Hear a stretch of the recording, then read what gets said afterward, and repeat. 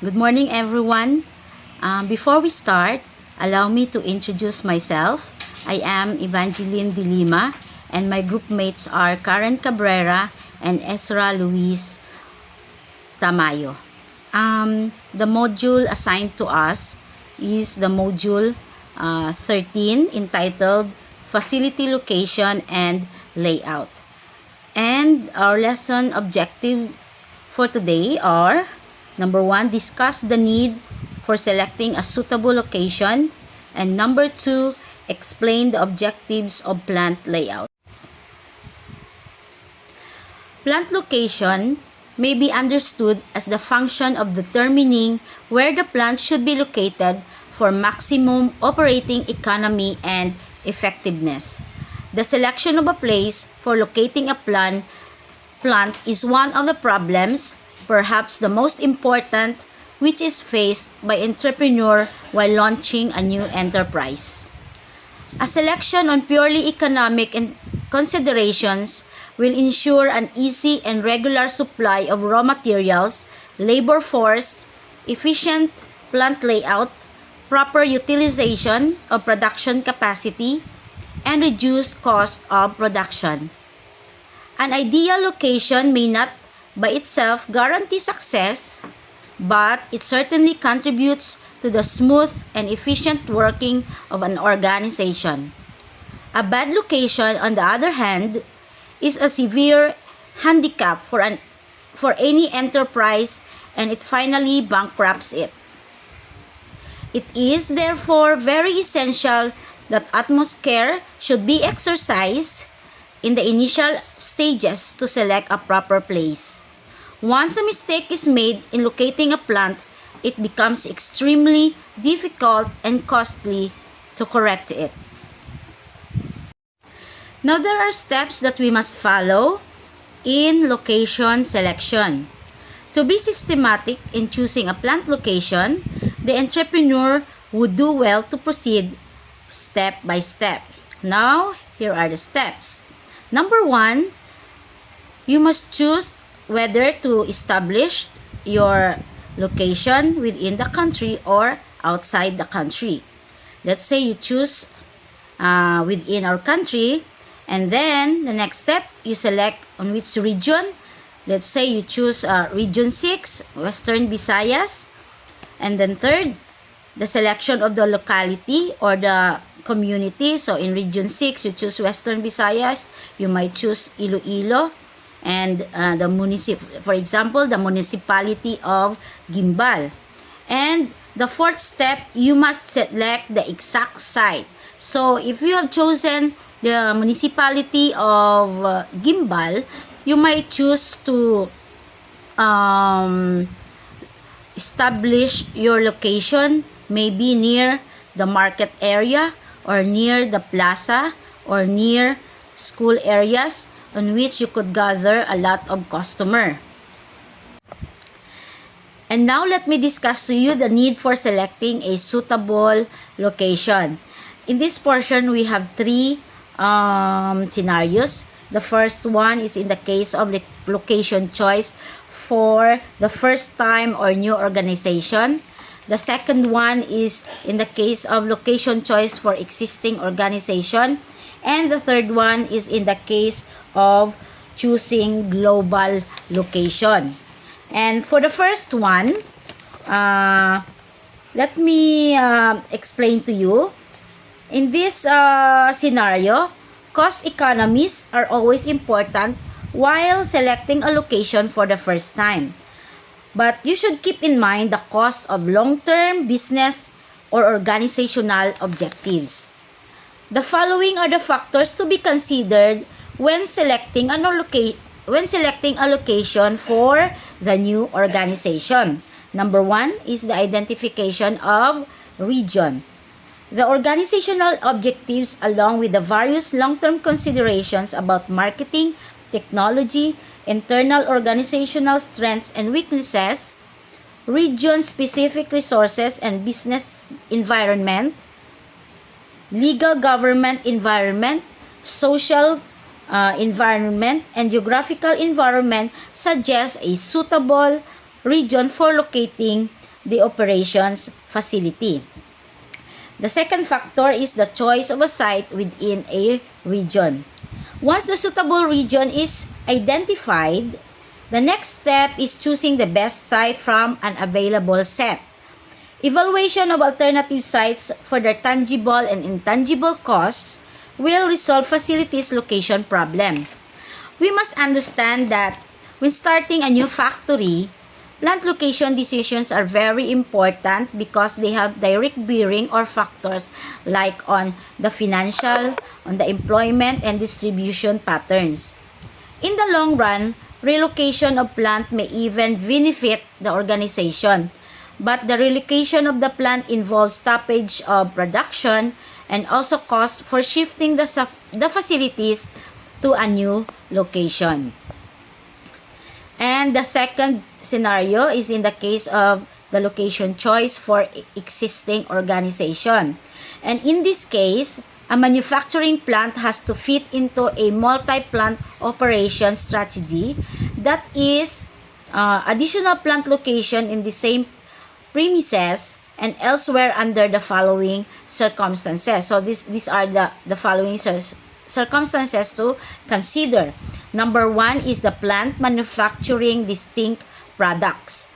So each plant services the entire market area for the organization. This strategy is necessary where the needs for technological and resource inputs are specialized or distinctively different for the different product lines. For example, a high-quality precision product line should not be located along with other product line requiring little emphasis on precision. It may not be proper to have too many contradictions, such as sophisticated and old equipment, highly skilled and semi-skilled personnel, delicate processes, and those that could permit rough handlings, all under one roof. And the next circumstances to be considered is the manufacturing plant supplying to specific market area. Here, each plant manufactures almost all of the company's product. This type of strategy is useful where market proximity consideration dominates the resources and technology considerations. This strategy requires great deal of coordination from the corporate office. An example of this is that of soft drinks bottle plants. Now the third one is plant divided on the basis of the process or stages in manufacturing. Each production process or stage of manufacturing may require distinctively different equipment capabilities, labor skills, technologies, and managerial policies and emphasis. Since the product of one plant feed into the other plant, this strategy requires much centralized coordination of the manufacturing activities from the corporate office that are expected to understand the various technological aspects of all the plants. And the last one is the plants emphasizing flexibility. This requires much coordination between plants to meet the changing needs and at the same time ensure efficient use of the facilities and resources. Frequent changes in the long-term strategy in order to improve to be efficiently temporarily are not healthy for the organization. In any facility location problem, the central question should always be, is this a location at which the company can remain competitive for a long time?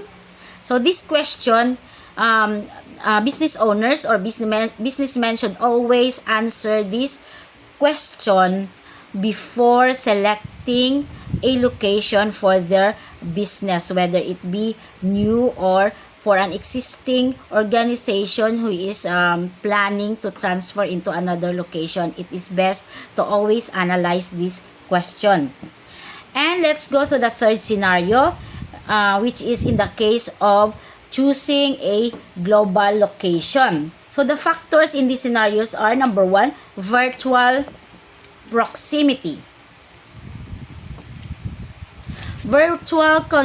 Proximity.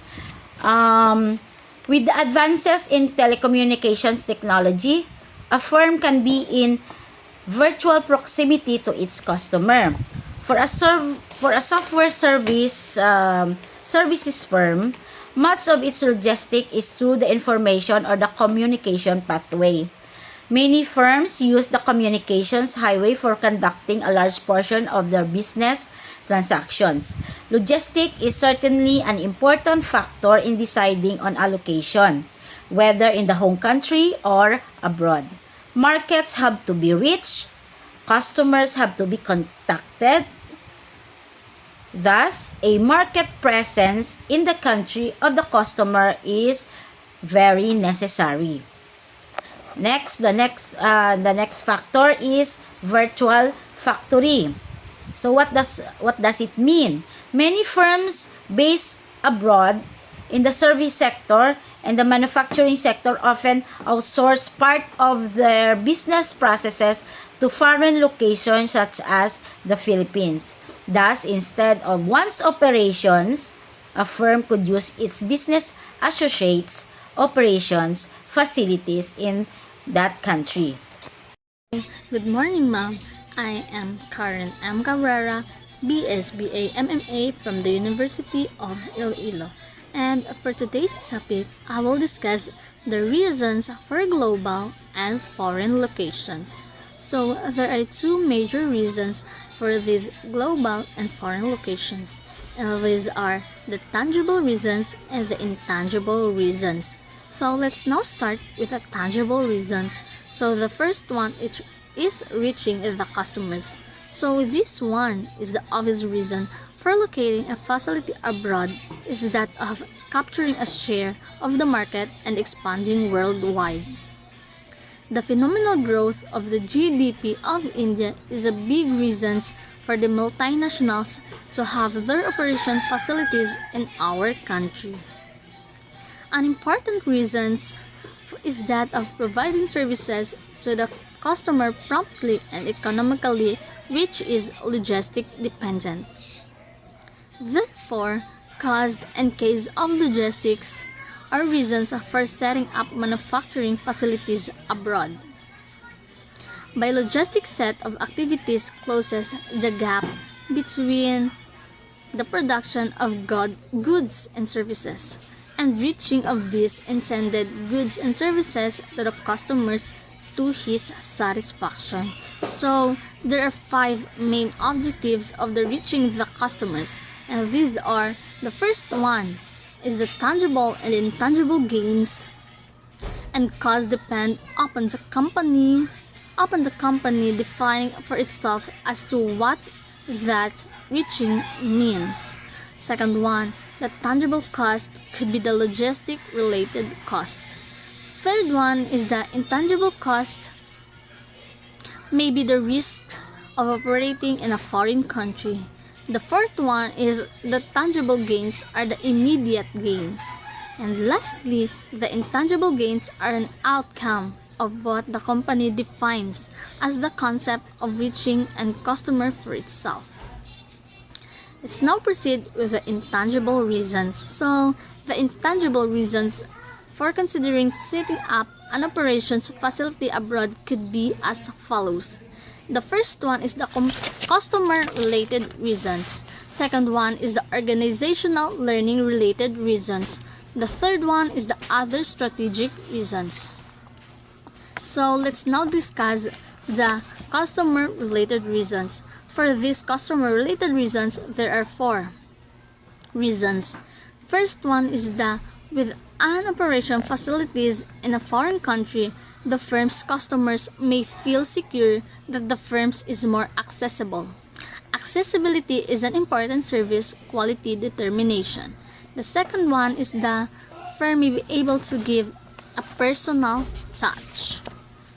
So the third one is the firm may interact more intimately with its customers and may thus understand their requirements better.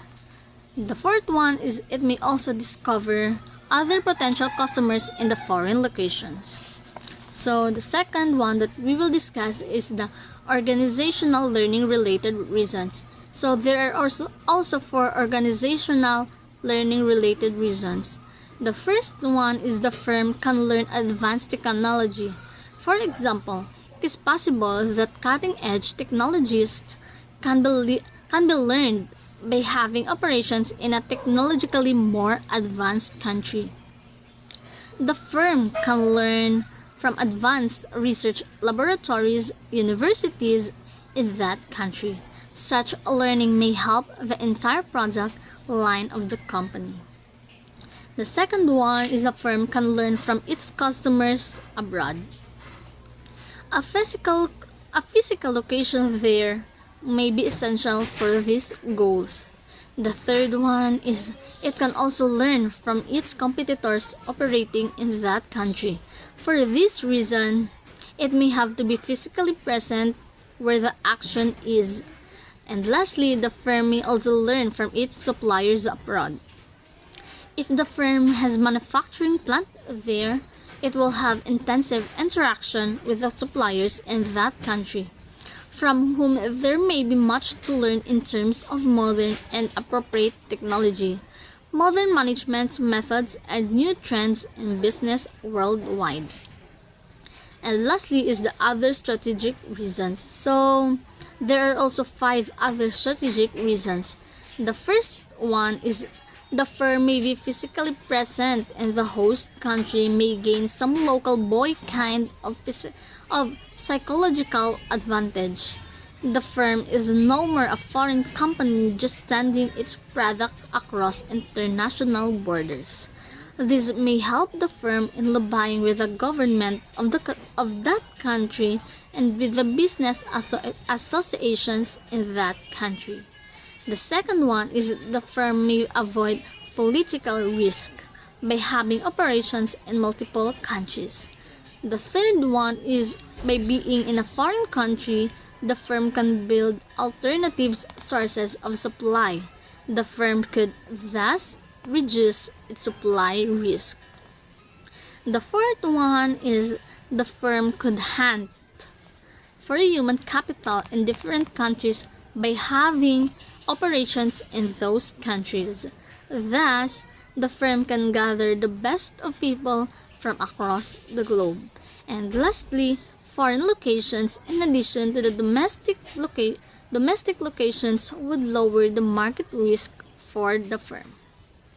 If one market goes low, the other may be doing well, thus lowering the overall risk.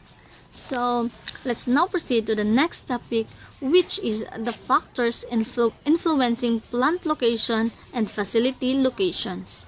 So, the facility location is the process of determining a geographic site for a firm's operations. Managers of both service and manufacturing organizations must weigh many factors when assessing the desirability of a particular site, including proximity to customers and suppliers, labor costs, and transportation costs. It is appropriate to divide the factors with the influence in the plant location or facility location based on the nature of the organization as. Good day. So we have two locational factors, which is general locational factors, which include controllable and uncontrollable factors for all types of organizations. And the other one is specific locational factors are specifically required for manufacturing and service organization. So in general locational factors, we have the controllable factors.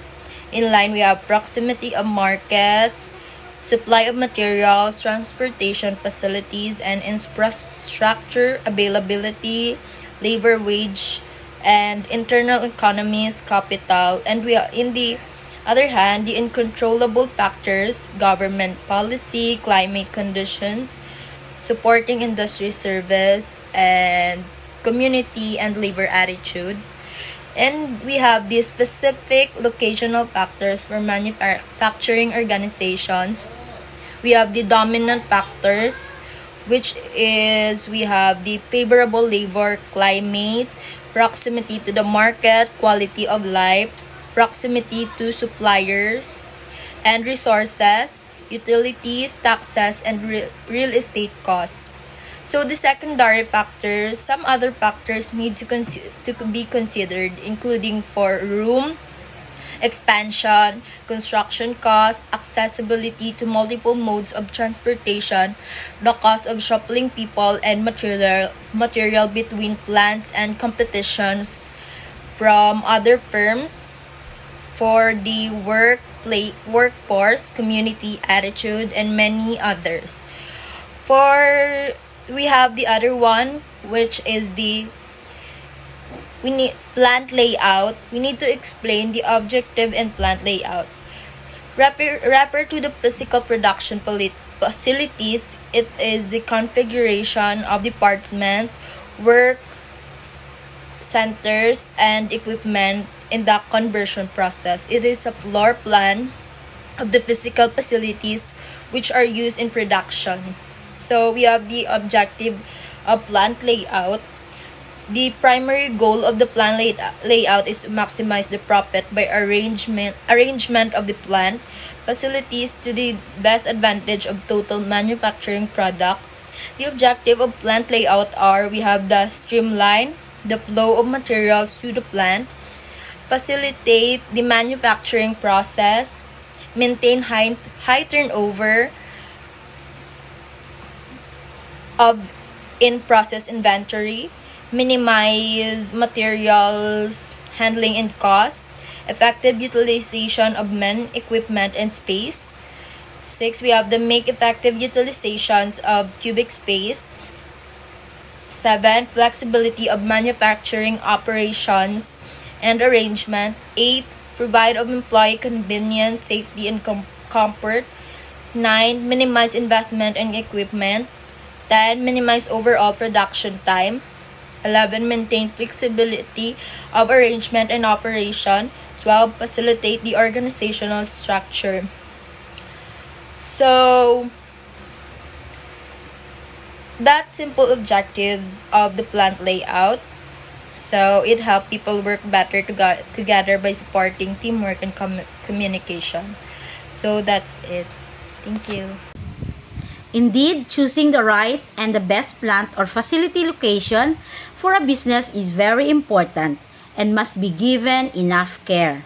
The choice of plant or facility location is a multifaceted decision that can have a long-lasting implications for the financial health, operational efficiency, and strategic positioning of a business. This ends our presentation. Thank you everyone for being with us. Goodbye.